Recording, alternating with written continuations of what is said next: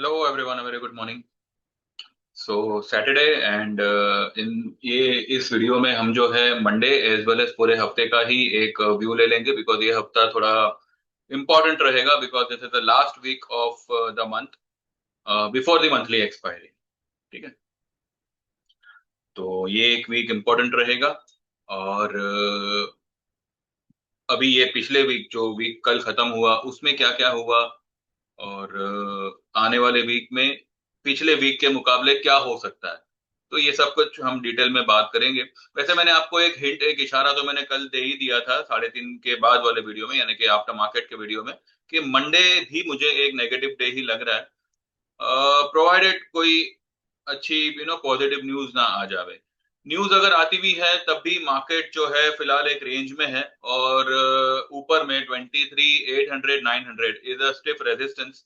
इसके ऊपर लगातार क्लोज आना will be difficult for the market to sustain, और मार्केट को अपने सारे लो लेवल्स जो है वो फील करने हैं, लो जो गैप्स वगैरह है वो फील करने हैं।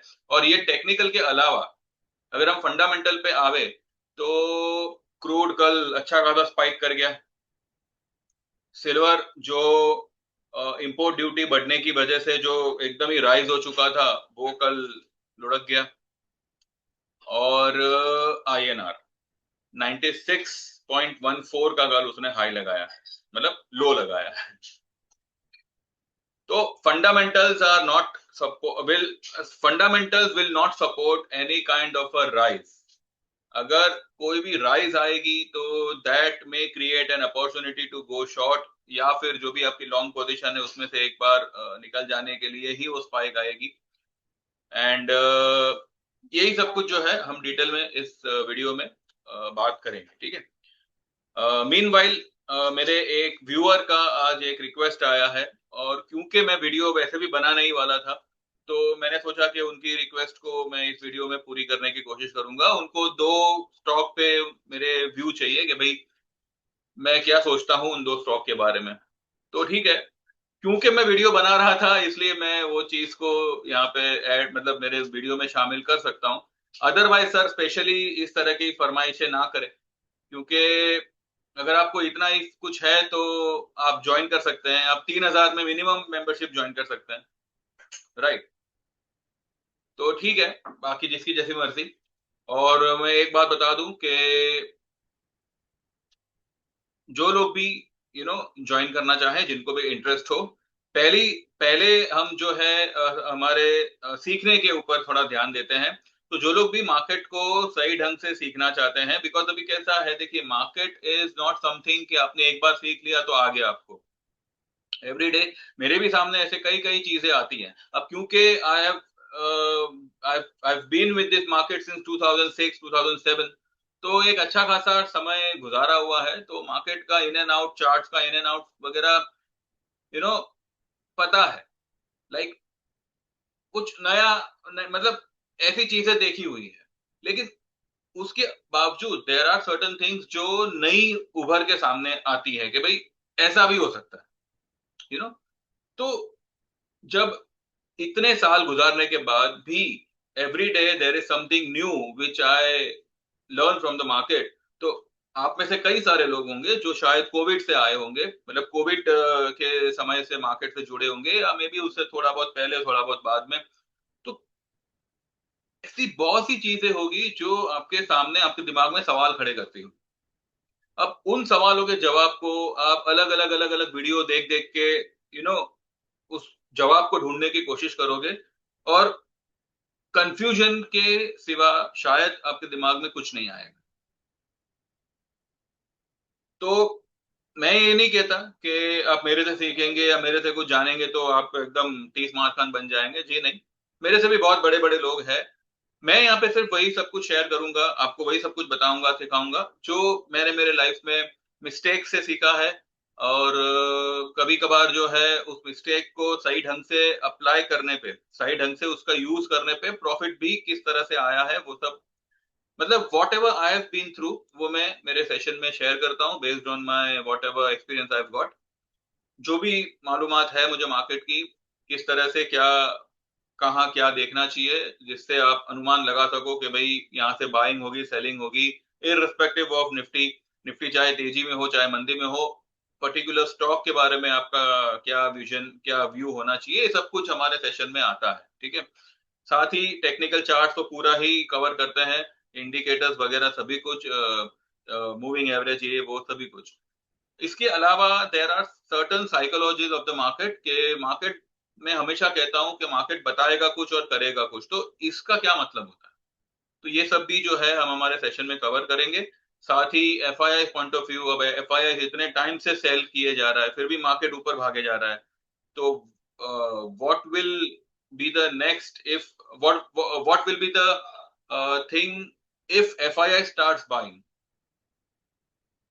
And I am damn sure जब एफआईआई बाइंग स्टार्ट करेगा market will see the deepest level of अभी की तारीख में।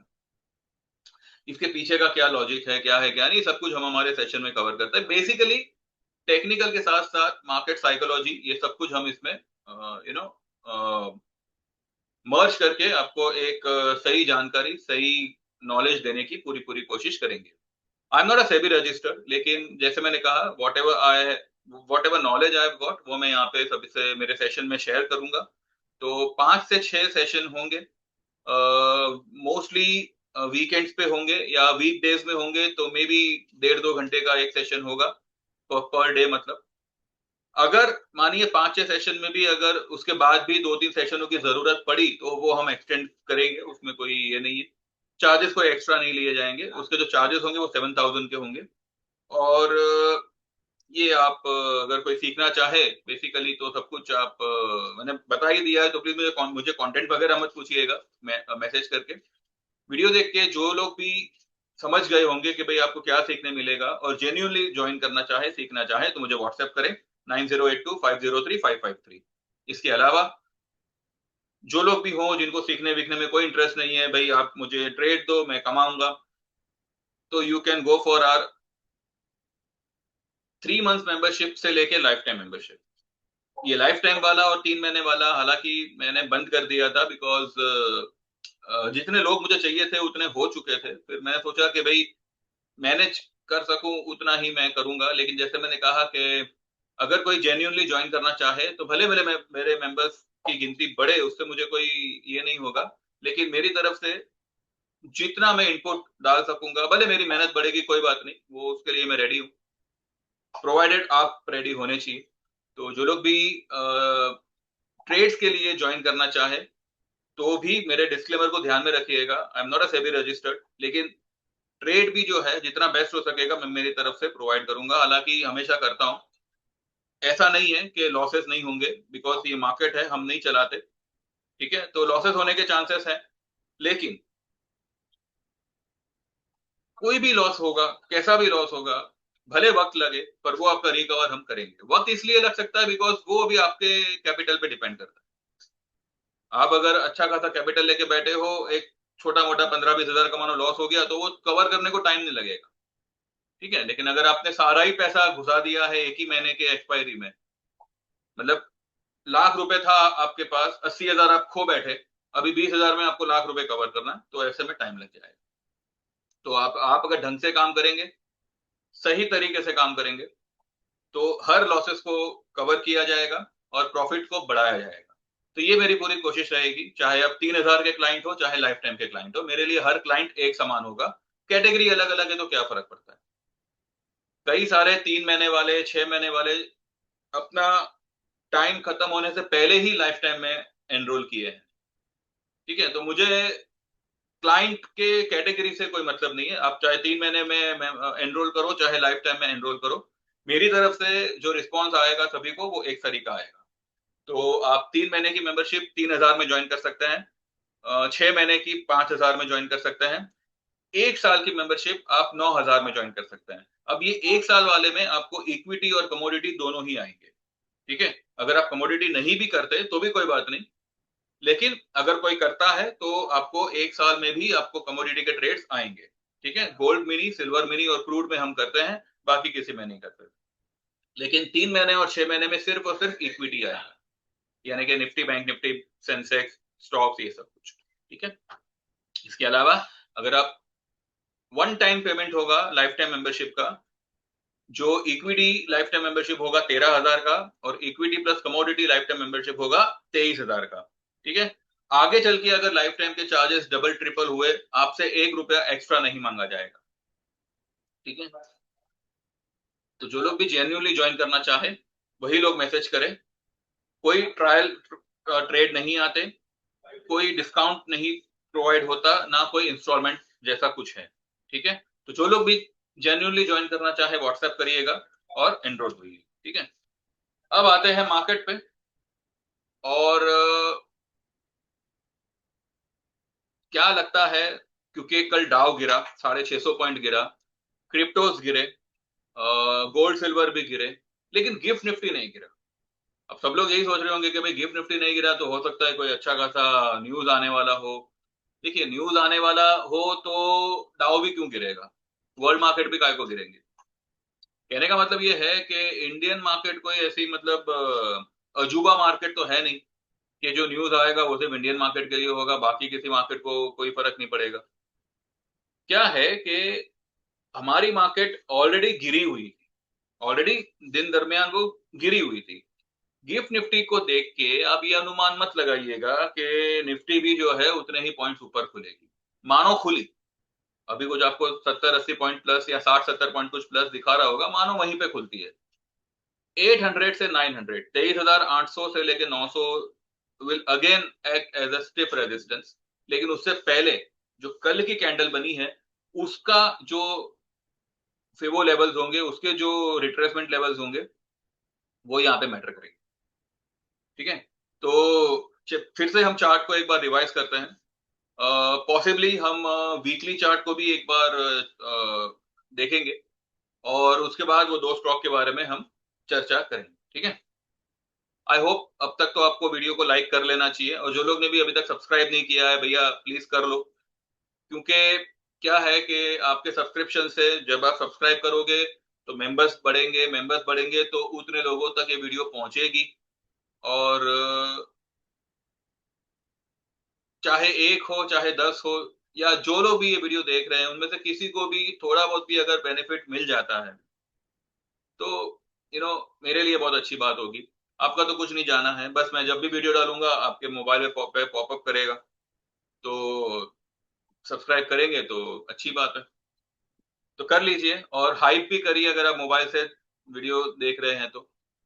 ठीक है। हाइक में भी आपका कोई पैसा नहीं लगना है, ना आपको कोई टैक्स लगना है। फाइनेंस मिनिस्टर आपको आप पे रेड नहीं मारेगा, डोंट वरी। तो आप हाइप करिए, सब्सक्राइब करिए और लाइक करिए। अब चलते हैं चार्ट पे एंड लेट्स सी। कहाँ गया भाई। तो 89 पॉइंट फिलहाल दिखा रहा है, लेकिन कुछ कुछ साइड्स पे 60 65 पता नहीं, अभी जो कुछ भी है फिलहाल हम यही मान के चलते हैं जो हमारे सामने है। 650 पॉइंट, 660 पॉइंट के अपना ये टूटा है डाउ। 500 पॉइंट नास्डैक टूटा है। 500 पॉइंट जर्मनी मार्केट टूटा है। कोरियन मार्केट टूटा है। फुटसी टूटा है 200 पॉइंट। और हमारे मार्केट का जो गिफ्ट निफ्टी है वो 79 पॉइंट ऊपर है। क्यों ऊपर है?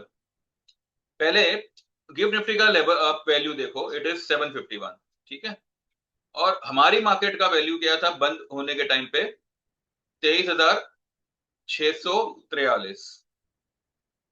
यही फिगर फ्यूचर के भी है। निफ्टी फ्यूचर जो मई के हैं, प्रीमियम सारे खत्म हो चुके हैं उसमें। Nifty futures are not in premium for the month of May. अब जो ये आपको 60-70 पॉइंट जो प्लस दिख रहा है, मानिए करंट लेवल से अगर हम मान के चले कि चलो भाई 70-80 पॉइंट मानो मार्केट ऊपर खुलेगा, तो कितना हुआ ऊपर? 740-45। तो अगर 740-745 पे अगर मार्केट ओपन होने की फिराक पे है, तो कौन से लेवल पे रेजिस्टेंस आएगा?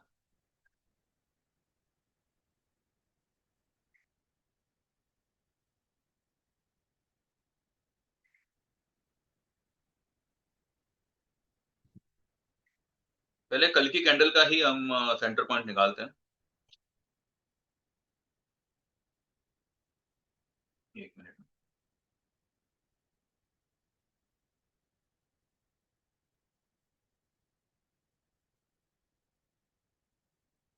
हाँ जी, क्या है कल का हाई? 23,839, ठीक है। कल का लो 23,610, तो इसका मिड पॉइंट कितना आता है? 724। सारा कैलकुलेशन आपके सामने पड़ा हुआ है। भले गिफ्ट निफ्टी आपको नीचे नहीं दिख रहा है, ये अच्छी बात है। अगर और अगर ये यहीं पे खुलता है तो अगेन जो फिलहाल गिफ्ट निफ्टी का जो आपको जो भी अमाउंट से, जो भी फिगर से वो प्लस दिखा रहा है, मानिए 70-80 पॉइंट मानिए प्लस में खुलता है, तो वो अपने इंट्राडे मिड पॉइंट पे आ जाएगा।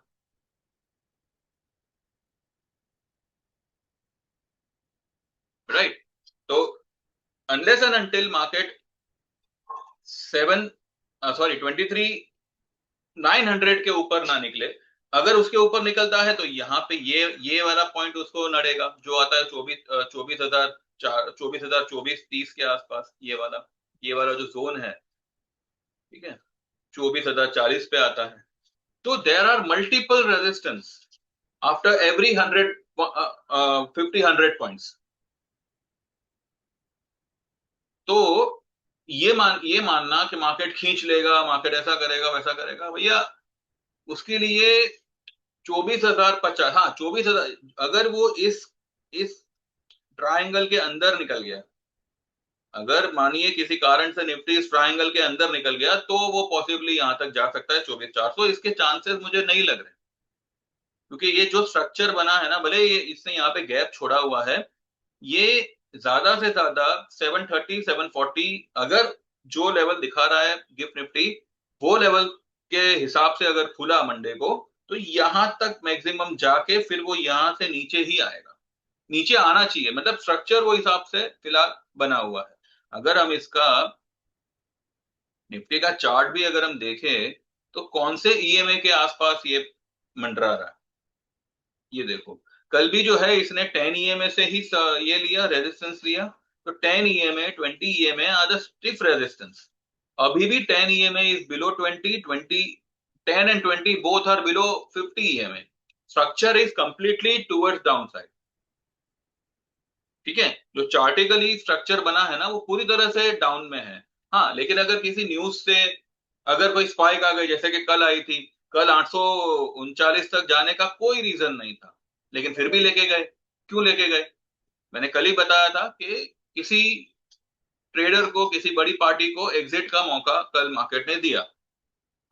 उससे पहले ये 24,482, कुछ न्यूज नहीं था, क्योंकि न्यूज होता तो मार्केट टिकता। मार्केट टिका नहीं। मतलब ये जो स्पाइक आई थी, किसी ना किसी को निकालने के लिए आई थी, कोई अटक गया होगा। मैं और आप अटकेंगे तो हमारी कौन सुनवाई करेगा? कोई नहीं।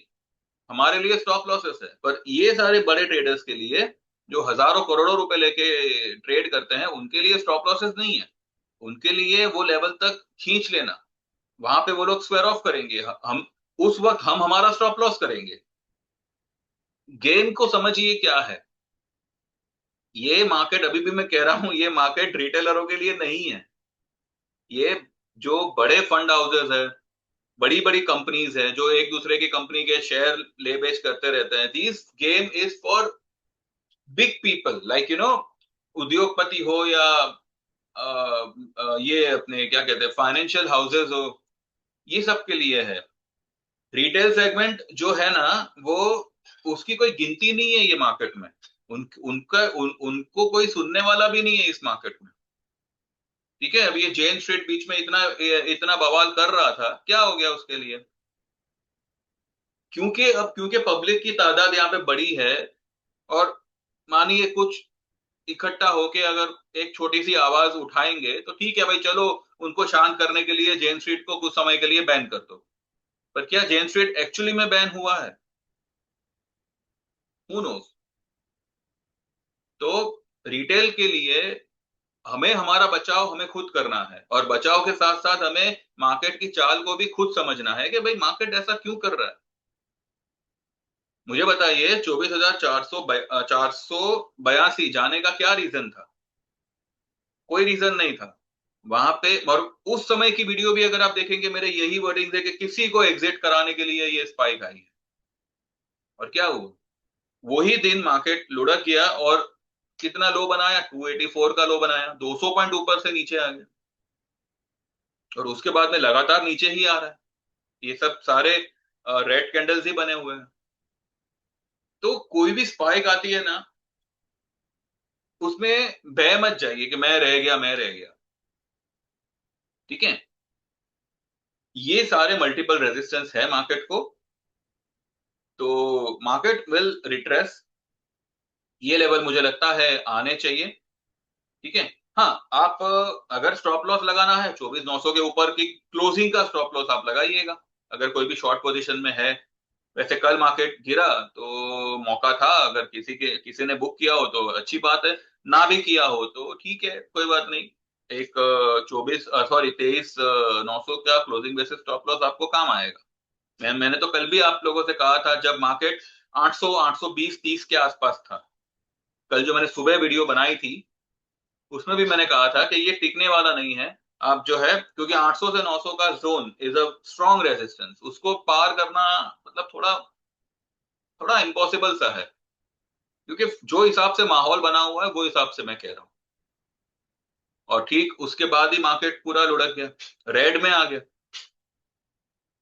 ठीक है, तो ये बात को आप थोड़ा पल्ले पाड़िए।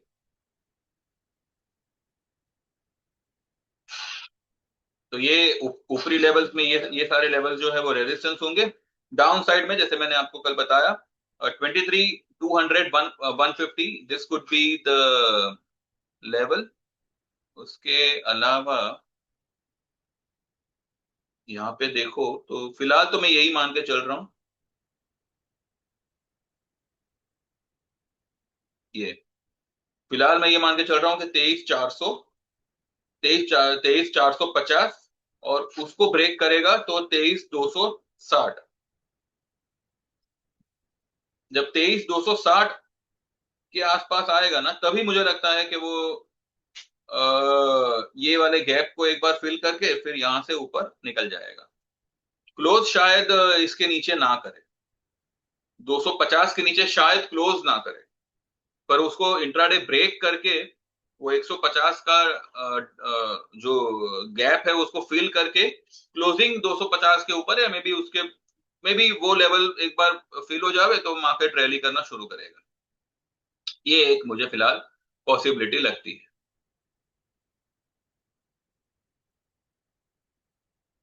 देखते हैं किस तरह से होता है। ठीक है, अकॉर्डिंगली बैंक बैंक निफ्टी का होगा। बैंक निफ्टी के लिए मैं अलग से नहीं बोलना चाहता। बैंक निफ्टी अपने हिसाब से ही, जैसे मतलब निफ्टी पेश आएगा वैसे ही बैंक निफ्टी पेश आएगा। लेकिन बैंक निफ्टी ने फिलहाल ये सपोर्ट के नीचे क्लोज किया हुआ है, तो बैंक निफ्टी के लिए अब दरवाजा खुला है इस वाले रेंज का, जो है 52,200, जो यहां से 1,500 पॉइंट है।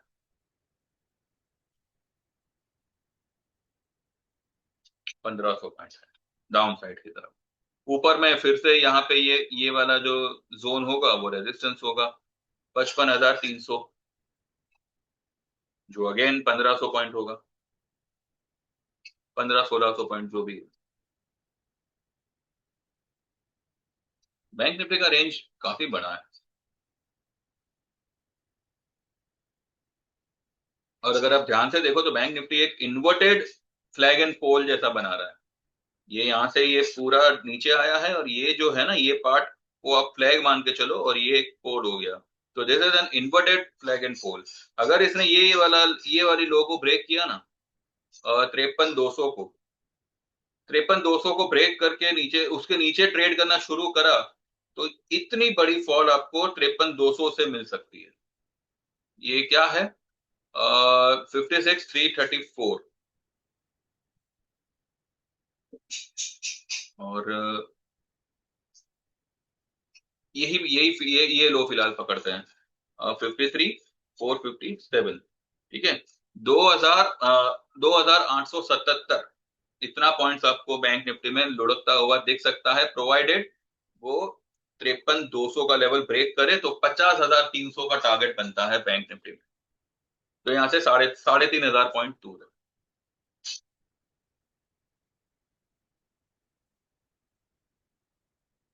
ठीक है, तो ये लेवल फिलहाल नीचे के साइड का बैंक निफ्टी के लिए बनता है। तो अग्रेसिव बाइंग है ना, आप यही लेवल पे ट्राई करिएगा। मैं ये नहीं कहता कि आप शॉर्ट करो, शॉर्ट नहीं करना है मत करो, लेकिन बाइंग अगर आप करना चाहते हो ना तो ये वाले लेवल का वेट करिएगा। 23 150 100 के आसपास निफ्टी आ जावे, वर्स्ट केस में 22 900, उसके नीचे मुझे फिलहाल जाता हुआ नहीं लग रहा। और 50,300 400 या मे बी 50,600 800 के आसपास अगर बैंक निफ्टी आता है तो वहां पे उसका बाइंग बनेगा। ठीक है, तो ये लेवल्स आते हैं तभी आप उसमें दिलो जान से बाइंग में चढ़िए, छोटा सा स्टॉप लॉस लगा के करिए। ठीक है, चलिए नाउ वो दो स्टॉक के बारे में बात करते हैं। इसके बारे में मेरे एक व्यूअर का रिक्वेस्ट था कि भाई आप जरा उसको एनालाइज करो। देखिए मैं अभी क्या एनालाइज करूं, चलो मैं आपको वोल्टास एनालाइज करके बताता हूँ। वोल्टास में ये पैटर्न को आप क्या कहेंगे? It is a creation of a W. अगर ये डब्ल्यू बना रहा है तो कुछ दिनों में इट कैन मूव टू 1550, 1550। इसका रिजल्ट खराब आया, लेकिन स्टॉक ने ऑलरेडी उसको फैक्टर किया हुआ है। ठीक है, अब ये जो कल इतनी बड़ी गिरावट आई ना 4.5 पौने 5% की, ये ऑब्वियसली रिजल्ट की वजह से तो आई है, लेकिन कल क्योंकि मार्केट नेगेटिव हो गया ना, तो जितने लोग भी लो लेवल पे बाइंग में चढ़े थे वो उन सबको हटाया। तो ये स्टॉक अब यहां से ज्यादा नीचे जावे उसके चांसेस मुझे कम लग रहे हैं, क्योंकि ये स्टॉक ने ऑलरेडी, देखिए ये स्टॉक कंटिन्यू ये लेवल से गिरे जा रहा है पूरा, ये 29 अप्रैल से लेके अब तक मई की 15 तारीख तक ये लगातार नीचे की तरफ लुढ़कता आ रहा है। दो ही ग्रीन कैंडल बनी है, एक यहाँ पे और एक यहाँ पे, बाकी कंटिन्यू ये नीचे की तरफ आ रहा है। इसने अपने बुरे रिजल्ट को, जो अभी उसका रिजल्ट आया परसों में, उसको फैक्टरिंग किया हुआ है। तो मुझे लगता है कि अगर हम इसका वीकली चार्ट एनालाइज करें तो ये देखिए ये यहाँ पे जो है ना परफेक्ट डब्ल्यू फॉर्मेशन हो रहा है। और अगर ये डब्ल्यू फॉर्मेशन हो रहा है तो मुझे लगता है ये वीक में कम से कम भी जो है 1350 या 1340 ये लेवल पे ये आना चाहिए। ये जो कैंडल है ना, पहली बात तो ये 3 ब्लैक क्रोज वाली कैंडल बनी हुई है, तो उसके बाद में 3 वाइट सोल्जर्स की पैटर्न बन सकती है। आई होप आप लोगों को ये पता होगा ये पैटर्न क्या होता है। भले ये 3 ब्लैक क्रोज एकदम ही मतलब नहीं है, क्योंकि ये कैंडल सबसे बड़ी है, उसके बाद ये बड़ी है, और एंड में ये वाली बड़ी आती है। तीनों के कैंडल की साइजेस एक दूसरे से मैच नहीं करती, लेकिन पैटर्न फिलहाल वही बना हुआ है। तो मुझे लगता है कि ये वीक में और कोई स्टॉक चले ना चले, वोल्टास चलना चाहिए, और 1350 मुझे लगता है वोल्टास आना चाहिए। 1340 1350 के आसपास वोल्टास आना चाहिए। It's a buy and dip, ये जो स्टॉक है ना ये बाय एंड डिप है।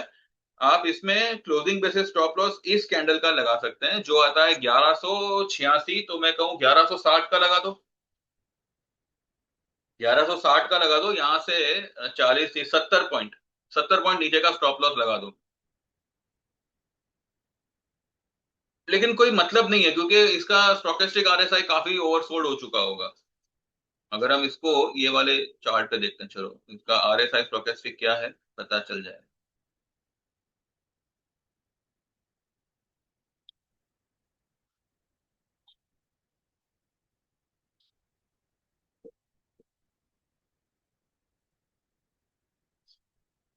देखिए इसका स्टोकेस्टिक जो है वो 6 पे है, साढ़े साढ़े 6 पे है, आरएसआई है इसका 34 पे। तो अगर ये और नीचे आता है तो ये 6 वाला मे बी 3 मे बी 2 हो जाए। इसमें अगर आप कोई डिलीवरी ले तो ऑब्वियसली डिलीवरी में तो कोई बात नहीं, लेकिन अगर आप कोई ऑप्शन या फ्यूचर लेना चाहो ना, गो फॉर जून। ठीक है, हमारे पास इसका एक कॉल पड़ा हुआ है, लेकिन वो जो है हमने, हमारा री एंट्री वाला ट्रेड है। तो मैंने कल मेरे ग्रुप में इसके बारे में यही कहा था कि इसको आप होल्ड करिएगा, ये क्योंकि हमने पहले इसमें प्रॉफिट निकाला हुआ है, उसके बाद जब वो फिर से नीचे आया तो हमने उसमें री एंट्री किया, उसके बाद वो फिलहाल नीचे चल रहा है। तो ये हफ्ते में ये कम से कम 1340 निकल सकता है, तो हमको हमारे ऑप्शन से निकलने का मौका विथ प्रॉफिट दे देगा ये स्टॉक, फिलहाल ऐसा मुझे लग रहा है। तो इसमें बाय एंड डिप बनेगा वोल्टास में, ठीक है। और दूसरा स्टॉक है कोलपास।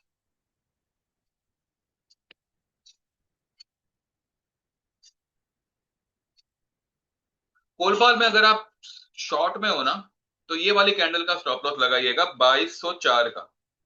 2204 के ऊपर अगर ये निकलता है तो आपका एक बार स्टॉप लॉस काट लीजिएगा, मतलब आपका शॉर्ट एक बार काट लीजिएगा। क्योंकि अभी तक इसने ये जो कैंडल गिराई ना, उसके बाद में ये जो भी इसने ये 3 कैंडल से जो अपसाइड दिया है ना, अभी तक ये कैंडल की मिड पॉइंट के ऊपर नहीं नहीं निकला है। तो this is just a sideways retracement. यहां से अगर ये नीचे बिकॉज ये भी अगर आप ध्यान से देखो तो it's making inverted pole and flag and pole pattern. तो अगर ये यहां से नीचे आता है, ये वाला लेवल अगर इसने ब्रेक किया, ये वाला नहीं, ये वाली कैंडल का लो अगर इसने तोड़ा 2124 का लो, तो आपको इतनी बड़ी फॉल मिल सकती है। 2204 और 2118, यानी कि 100 पॉइंट, चलो 100 पॉइंट राउंड फिगर मान के चलो, 100 पॉइंट की फॉल यहाँ पे मिल सकती है 2124 के नीचे। तो इसमें भी 2030-40 तक ये स्टॉक लुढ़क सकता है, ठीक है। और अगर कोई न्यूज आ गई, कोई इसका रिजल्ट वगैरह कुछ आना होगा, क्योंकि मैं ये स्टॉक ट्रैक नहीं करता अभी, पहले मैं इसके पीछे बहुत पड़ा था, पर उसके बाद में मैंने छोड़ दिया ये स्टॉक को। तो it's a sell on rise provided keeping a closing basis stop loss of 22,004, sorry 2204, not closing basis. अगर इसको इंट्राडे भी अगर क्रॉस करता है, चलो क्लोजिंग बेसिस ही मान के चलो, क्योंकि इंट्राडे क्रॉस करके वो फिर नीचे आ सकता है। और अगर सेल करना है तो आप ये अगर ये लेवल पे जाता है तो करिएगा। यहाँ पे ये it's a sell on rise market for the target of 24,000 30 40, sorry मैं क्या बोल रहा हूँ, 2030-40 के आसपास ये नीचे में आना चाहिए, ठीक है। तो ये था मंडे और ये वीक का जो भी लेखा जोखा निफ्टी ने जो भी अब तक बताया, वो हिसाब से क्या अनुमान हम लगा सकते हैं, वो मेरा एक व्यू था। तो जिनको भी समझ आया हो, पल्ले पड़ा हो, तो प्लीज ये वीडियो को लाइक करिएगा और इसको हाइप करिएगा, सब्सक्राइब करिएगा। और जो लोग भी जेन्युइनली ज्वाइन करना चाहे मुझे व्हाट्सएप करिएगा, सीखना चाहे तो भी व्हाट्सएप करिएगा, और डिस्क्लेमर को सबसे पहले ध्यान में रखिएगा, ठीक है। तो अब देखते हैं, अगर कोई न्यूज वगैरह आती है तो फिर उसके बारे में दोबारा से हम चर्चा करेंगे। अगर कोई आई भी तो मुझे नहीं लगता कि 23,800-900 के ऊपर कुछ कमाल करेगा निफ्टी, वो वहां पे सेल ही होगा। फिर भी देखते हैं, अगर कोई ऐसी बड़ी कमाल न्यूज आती है तो उसके बारे में फिर से हम जो है एक बार मुलाकात करेंगे, आज इवनिंग या मे बी कल। और अगर नहीं ऐसा कुछ होता तो सीधा हम मंडे सुबह बात करेंगे, ठीक है। तो thank you very much, bye bye, take care and happy week.